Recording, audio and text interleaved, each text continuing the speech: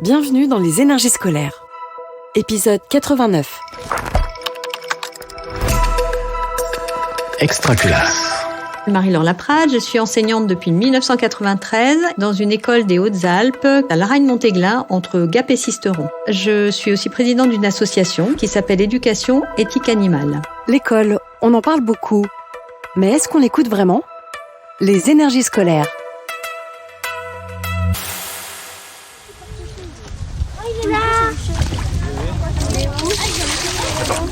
Là, il y a deux petits, là. C'est du verron Ouais, il me semble. Là. Toc, toc. C'est des tétards. Oh, il y a plein de gars. Oh, regarde. Tu les vois ici? Cet après-midi, nous sommes allés avec ma classe et un spécialiste de l'Office français de la biodiversité, l'OFB. Il est inspecteur, c'est Yannick. Et à une autre personne du SMIGIBA, c'est le syndicat mixte des eaux du Buëch. Donc nous sommes allés au bord du Buëch pour étudier les animaux qui peuplent non seulement la rivière, mais également les abords de cette rivière. Nous avons pratiqué une pêche électrique. Et grâce à cette pêche électrique, on a pu repérer un certain nombre de poissons, et de beaux spécimens d'ailleurs, que les enfants avaient déjà un peu étudiés auparavant en recherche documentaire. Cette pêche électrique, on peut évidemment avoir un petit peu peur du mot parce qu'on en entend beaucoup parler dans les médias quand il s'agit de la pêche électrique en mer, mais là, il n'en est rien. C'est simplement un procédé qui va attirer les poissons, qui va en quelque sorte les aimanter. Ils vont se rapprocher donc de l'électrode qui va être placée dans l'eau. Ensuite, ces poissons vont être récupérés grâce à une épuisette, puis placés dans un aquarium avec de l'eau, donc en toute tranquillité, ce qui va nous permettre de vraiment les observer et même de les toucher. Ah, Ah bah tiens, c'est tout gluant. je vous le ramène, je le mets un peu dans l'eau. ça fait un peu comme de la bave de chien, tu sais. Allez, si tu veux le toucher. La sortie d'aujourd'hui, bien évidemment, c'est pas une sortie qui est mise comme un cheveu sur la soupe. Hein. Ça s'intègre dans toute une progression de l'année. On est parti d'une question. Quels sont les animaux, les espèces qui peuplent, à votre avis, le Buëch ?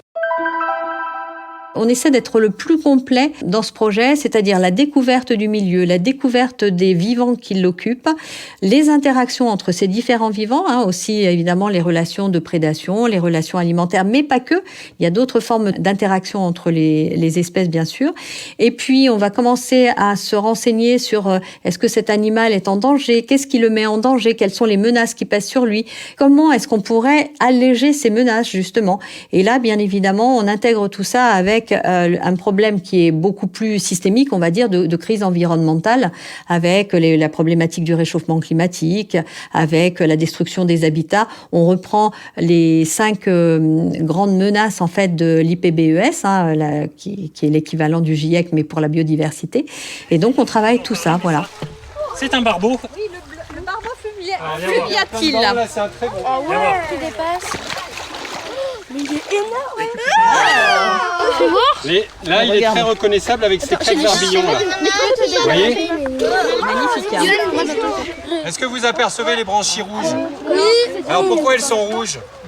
Parce que c'est comme ça. Ouais, c'est du sang, mais comment alors ? Lorsque nous avons fondé donc l'association Éducation éthique animale avec quelques collègues enseignants, le premier des objectifs, c'était vraiment d'essayer de sensibiliser le maximum d'enseignants et d'élèves à la question animale et aux relations anthropozoologiques. Donc nous, on disait plutôt sensibiliser à l'éthique animale, en fait. Hein. On avait envie aussi vraiment que ça s'inscrive concrètement dans les programmes de l'éducation nationale. Et donc, on a commencé à se poser la question, mais comment on fait évoluer les programmes d'éducation nationale ? Alors, il y avait plusieurs pistes, évidemment. C'était ou bien par voie réglementaire, c'est-à-dire par une loi donc votée au Parlement, ou bien il fallait se rapprocher des décideurs des programmes scolaires. Et nous, on s'est plutôt rapproché des parlementaires. À l'occasion de la loi contre les maltraitances animales de novembre 2021, nous avions travaillé à des argumentaires et nous avons proposé plusieurs amendements, dont un qui préconisait l'ajout dans le programme d'éducation morale et civique, qu'on appelle EMC, de la sensibilisation des élèves à l'éthique animale.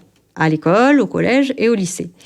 Alors cet amendement, il a été un peu retravaillé en commission mixte paritaire et finalement c'est devenu une sensibilisation au respect des animaux de compagnie, mais effectivement depuis l'école élémentaire jusqu'au lycée. Donc on était déjà très contents de ça. Alors c'est une grande victoire et une petite en même temps. En tout cas, c'est une porte ouverte pour nous. C'est-à-dire que ça a été traduit dans le Code de l'éducation par l'article L312-15 et donc directement applicable. Il n'y avait pas besoin de décret. Donc, on était absolument enchantés qu'il n'y ait pas de temps de latence pour l'application de cet article de loi. Grâce à cet article de loi, tous les professeurs d'histoire géo au collège et au lycée, qui sont en charge donc de l'éducation morale et civique, vont pouvoir intégrer l'éthique animale dans leurs cours. Alors, ça ne veut pas dire faire un cours spécifiquement en éthique animale, mais ça peut être également, par exemple en histoire, travailler sur la Première Guerre mondiale, mais ne pas oublier tous les animaux qui ont été enrôlés dans ce conflit et qui ont payé de leur vie, bien évidemment, et qui ont été à côté des soldats sur le front. En géographie, on peut également, quand on va évoquer les régions d'élevage, d'agriculture, on va évoquer évidemment les animaux d'élevage. Et là encore, on peut travailler sur le bien-être animal en élevage, bien évidemment.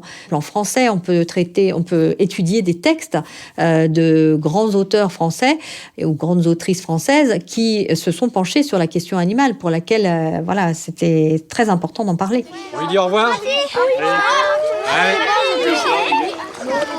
Allez, on le remercie pour sa démonstration.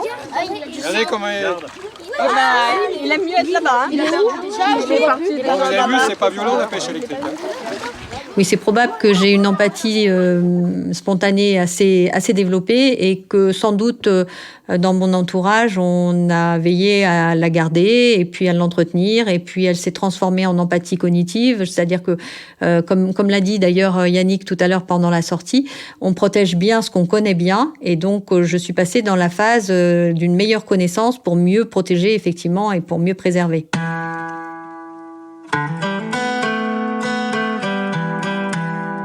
Alors j'ai peut-être la chance d'avoir chaque année des classes sympathiques, je ne sais pas. Mais en tout cas, je trouve qu'au fur et à mesure de l'année, quand je développe cette empathie chez les enfants à l'égard des animaux, je les trouve aussi beaucoup plus empathiques les uns vis-à-vis des autres. Il y a une espèce de décentrement qui s'opère. On va parler de l'animal, on va parler de ce dont il a envie, de ce qui va le gêner, etc. Et du coup, toutes les petites inimitiés qu'il pourrait y avoir, elles s'effilochent au fur et à mesure de l'année. Moi, j'ai envie de dire aux enseignants, passer par les animaux, c'est un véritable vecteur d'empathie. Vous en profiterez aussi. Il y aura des retombées positives aussi pour la classe et pour les enfants et pour les enseignants. Donc allez-y, faites-vous plaisir. Merci chaleureusement. Et nous, on vous remercie aussi pour avoir eu un beau boulot fait en amont. Bravo à tous d'avoir bossé sur ces espèces-là. Si vous avez retenu déjà 2-3 trucs, Ça serait pas mal. Et je suis sûre qu'ils vont apprendre des choses à leurs parents. Parce qu'ils vont tout ça faire.